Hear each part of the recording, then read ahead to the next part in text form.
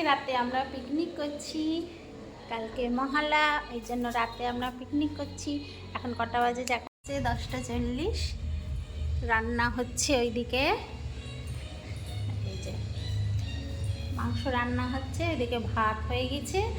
আমরা খুব মজা করব, পিকনিক করব। বেশি কিছু রান্না হচ্ছে না, মাংস আর ভাত।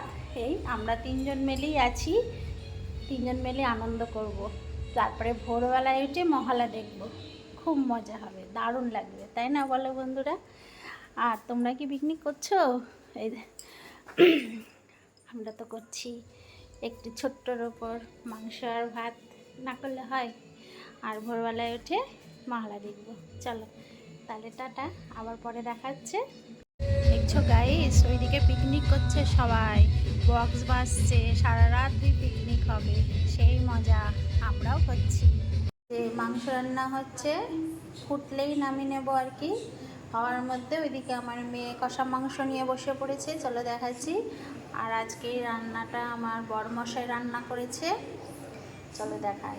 আমার মেয়ে কষা মাংস নিয়ে বসে পড়েছে, ওর খুব ভালো লেগেছে, গন্ধটা সেই ছেড়েছে, তার জন্য ওর মেয়েকে ভীষণ ভালো লেগেছে, ওই জন্য কষা মাংস খাচ্ছে। ফাইনালি আমাদের রান্না হয়ে গেছে, এখন বাজে 11:30।